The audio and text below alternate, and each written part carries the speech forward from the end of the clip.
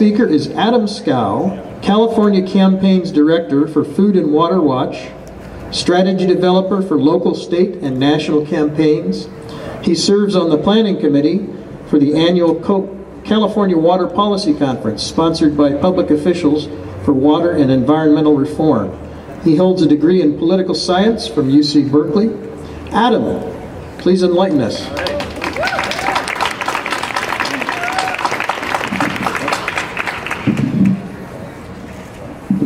All right, thank you everybody for being out here in this cold morning. I'll be brief. Food and Water Watch is very proud to stand here with the California State Grange and all these great organizations in supporting your and my right to know here in California. It's really been a great journey working at Food and Water Watch because one of the things we know is that food and water issues are maybe the best ways to unify our movements and the diverse peoples we have in California and the country. We see with the polls on labeling GMOs, on our right to clean water, that vast, strong majorities of Americans, regardless of whether they call themselves conservative, liberal, libertarian, support these basic rights. So these issues, and labeling GMOs is a very important way to taking back our government. And that's what really this is all about. When you talk about Monsanto, the millions of dollars they've spent around the country, and that's really the one thing that's we're going to overcome by building coalitions. Building coalitions with businesses, with farmers, with consumers, with environmental groups, with religious groups. That is how we're going to win this fight. And that's what's important to do in every community where we're working. It's important to remember, as I like to say with our partners and our allies, that the people in this building are supposed to work for you. And sometimes they forget that. And it's incumbent upon us to remind them of that in a firm and equal way. Eye to eye, person to person. So that's what this is all about. We're in this for the long haul. I know you are too. We're going to fight until we win. Thanks for being here. All right.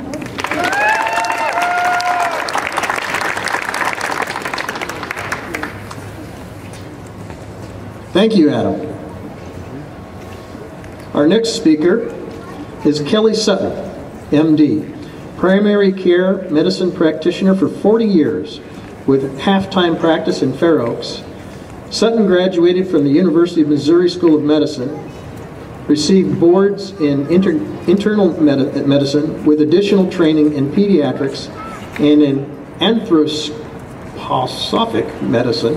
You'll have to explain that one, Kelly. A type of holistic medicine which is built upon conventional medicinal training. Kelly.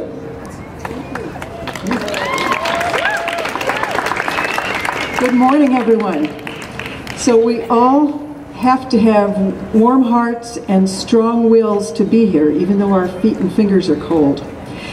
And I want to say that there are actually tens of thousands of physicians in California who support labeling GMOs. And there are organizations who have stated their support for this, either in their policy or specifically for this rally, in spite of it being right at the end of the holidays.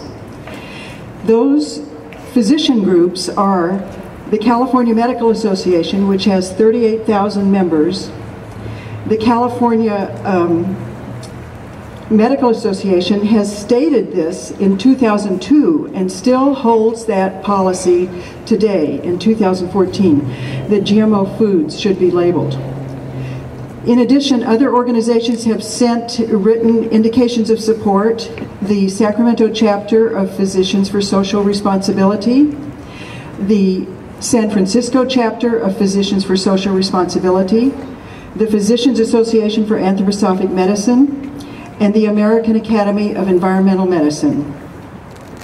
So there's so much good knowledge. I don't have much additional to add about why this is the right thing, except for one thing which I haven't heard yet. And that is, from the physician's point of view, labeling GMOs is, in addition to a public right to know, it's a physician's need to know. I cannot treat my patients unless I know what foods they are eating and what substances those contain. So we cannot adequately interpret our patients' illnesses unless we know what foods they are consuming and what substances they are exposed to. The Other thing that I want to bring up is that there is no question that there's links between toxic chemicals and pesticides and disease. By definition, GMO foods are pesticide rich. So this is a caution that comes to mind for physicians without question. There is a better way to accomplish feeding the world. We've heard about that from the higher yield from traditional farming and organic farming, the higher nutrient content, and the good ideas like community gardens and CSAs. The American public should not be guinea pigs for GMOs and GMO-derived products for which serious, independent scientific studies have not yet been performed to conclusively rule out acute and chronic health impacts on humans and naturals and animals. In the spirit of informed consent and the precautionary principle, we believe that GMOs should not be on the market without further testing. But in the interim, that GMO foods should be labeled so patients and their healthcare providers can better track potential clinical consequences. Thank you.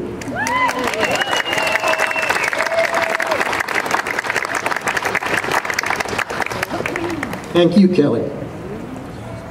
Our next speaker is Quanah Parker Brightman, Executive Director of United Native Americans. He's been with the UNA since 1960. Quanah is a Lakota and Creek indigenous person and an organizer for 9 years as a voice of United Native Americans. Quanah.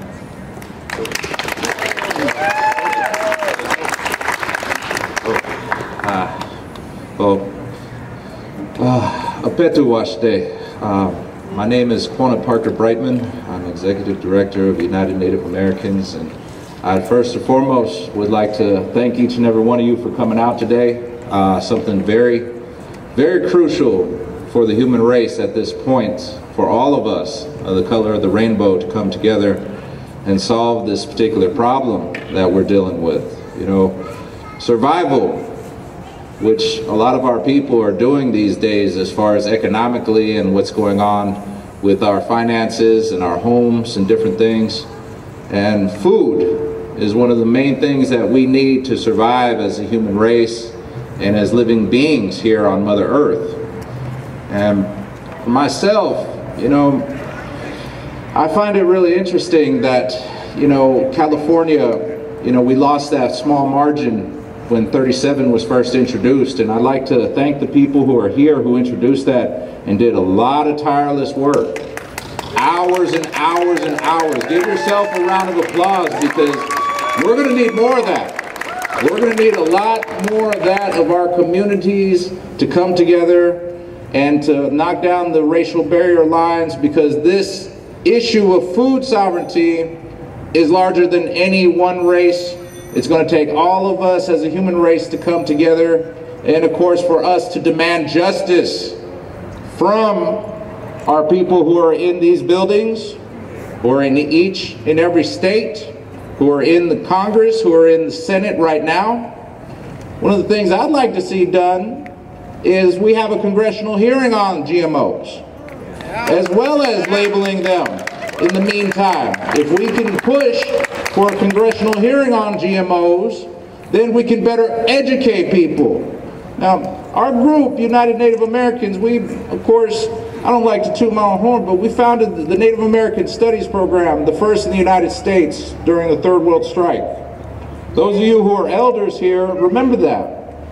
It takes education as that tool, that vessel for all of us to better educate our people, educate our children, to educate our elders, especially about what they're consuming into their body.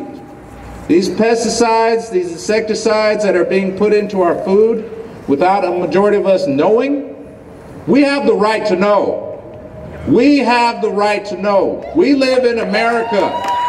We live in America, land of the free, home of the brave, and it's time for each and every one of us to demand that. Now, this organization that has been producing these things, Monsanto, they're a diabolical group. They are an insidious group who is very mysteriously, they're poisoning us. They're killing us slowly. You know, on the reservations where a majority of my people are put, have been. Now, diabetes, cancer, all of these things are linked to what you put into your body. Now, for a majority of us, especially poor people, right now, I'm pretty sure most of you know that they cut funding to the SNAP program as far as our food.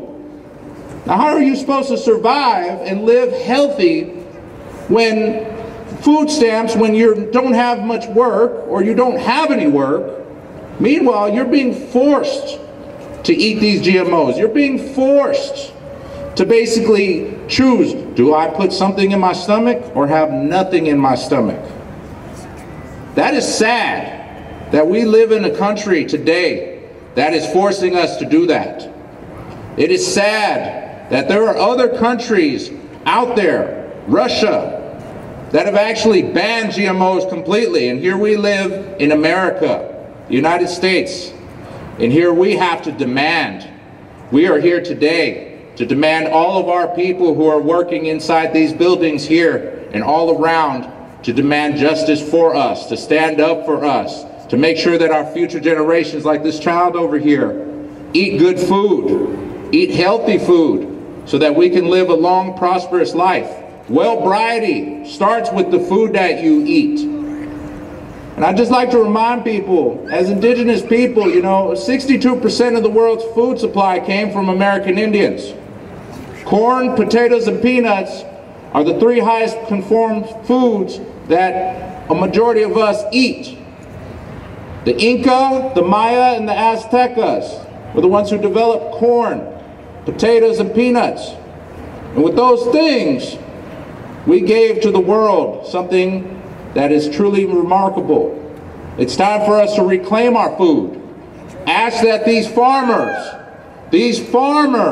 who are getting paid corporate welfare to not grow food, it is time that they actually do start growing some food for us, some non-genetically modified, genetically engineered food, some real food for us to feed all of our people. No one should be hungry in the world today. No one should be hungry in the world today, and they should be able to have nutritious food each and every single meal. I just want to thank everyone here. Let's keep up the great work. Let's make 2014 a beautiful year for each and every one of us. Keep up the good fight. I hope.